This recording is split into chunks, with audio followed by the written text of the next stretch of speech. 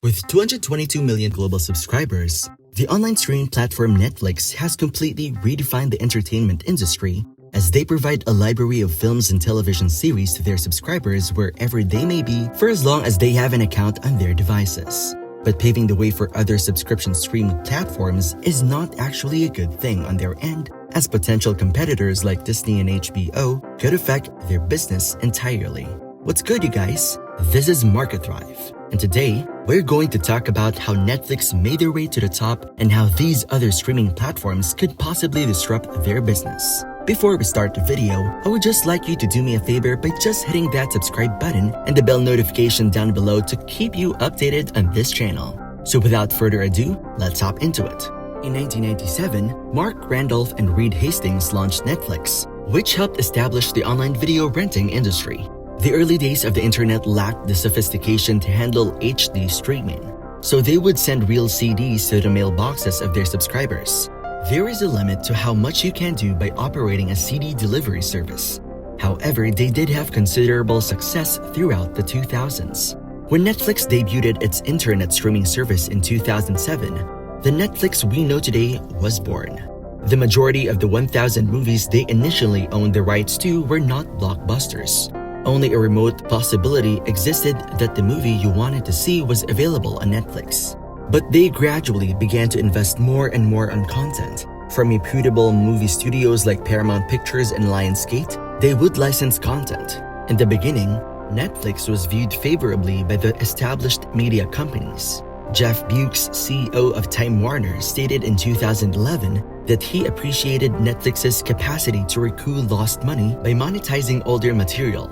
Direct-to-consumer video streaming was not seen by them as posing any kind of threat. They provided all of the programming for Netflix. Simply cease selling them your old movies and TV shows and they would be crushed by Netflix. The production of original content was something Netflix had to start doing in 2013 if it truly wanted to become the leading media company in the world. The Hollywood establishment initially didn't take them seriously enough.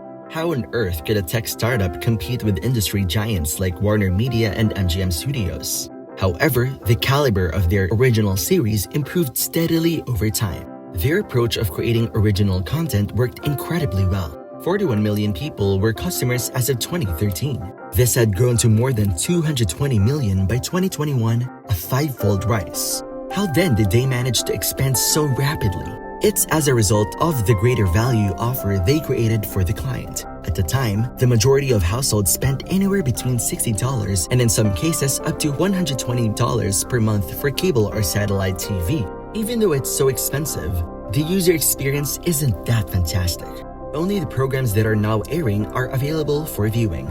You must program a DVR to record a certain episode of a show in advance if you know you won't be home for it. Finally, an unbelievable amount of advertisements are thrown at you. Additionally, if you wanted to view a movie, you had to either buy it or rent it from another location like Redbox. Netflix boasts a bigger selection of content, a sophisticated recommendation engine, on-demand access to shows, no ads, and a wider variety of content. It initially only cost $8 a month. It shouldn't surprise anyone that hundreds of millions of people would cut the cord and go to Netflix when a superior product is offered at a price that is 1/10 of that of cable television. Undoubtedly, Netflix must invest billions of dollars annually in order to be successful. They gain from economies of scale, which is a positive thing. Whether you have 10,000 or 10 million users, the cost of making Squid Game is the same. As their member base grew, they had more and more money to spend on fresh material, which in turn attracted more subscribers in a positive feedback loop. This has allowed them to expand at a rate of 26.6% compound annual growth since 2005 and to have consistently reported positive net income.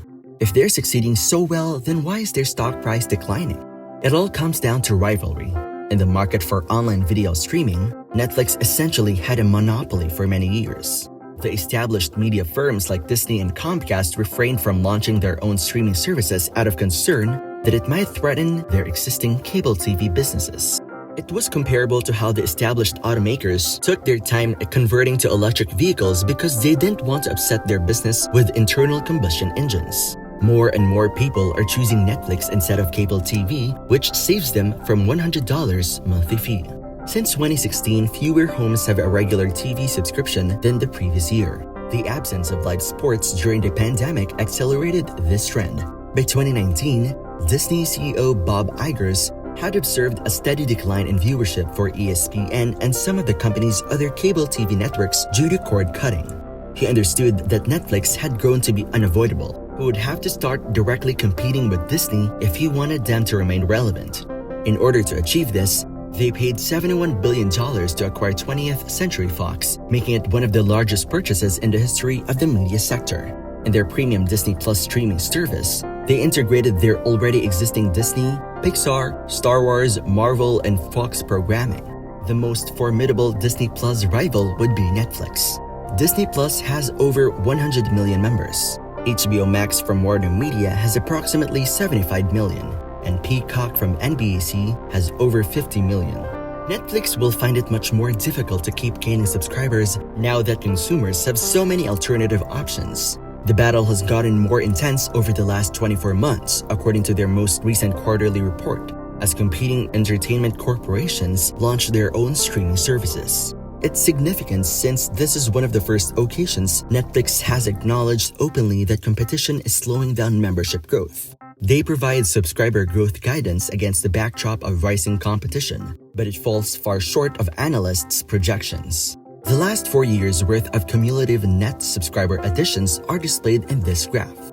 When you can see, they experienced a significant uptick in 2020, as more people using Netflix due to the pandemic. With approximately 20 million advertisements, 2021 was also quite successful. But the tracking for 2022 is at its lowest point in the previous 4 years.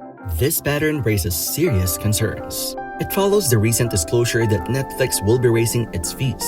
The standard plan will be hiked by $1.50 per month, the premium plan by $2, and the basic plan by $1 in the United States. Given that the market is getting more competitive and raising prices could further slow their subscriber growth, this corresponds to an increase of about 10%. However, it's critical to consider the context of these price increases. Since the Consumer Price Index has increased by 7% since last year, they are essentially only keeping up with inflation. The key concern is whether they can increase their subscriber base in the face of so much fresher competition.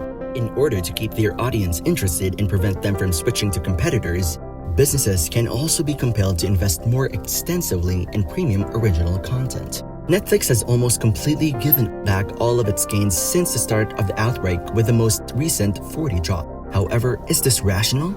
They continue to have a commanding lead as the leading streaming service worldwide.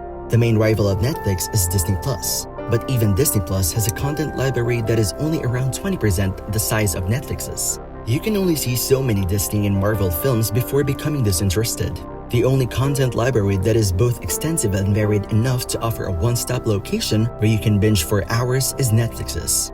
In addition to the rivalry, Netflix's saturation is a bigger problem. In the US, 59% of people reported having a Netflix subscription as of March 2020, or having a password shared with someone who did. Keep in mind that the number is substantially larger now because the pandemic has now occurred. The majority of Americans who want Netflix already have it. Therefore, no matter how fantastic their material is, Netflix can only expand so much in the US. Instead of adding new members, price increases will undoubtedly account for the majority of their future revenue growth in the US market. In addition, Netflix is making a strong push into underserved international markets. They will need to continue investing enormous sums of money annually in local language content, a field in which they lack much expertise. Today, Netflix still reigns supreme as the world's leading streaming service. Their revenue growth will most likely drop down dramatically from the 26% annual growth rate that we've witnessed over the past 15 years.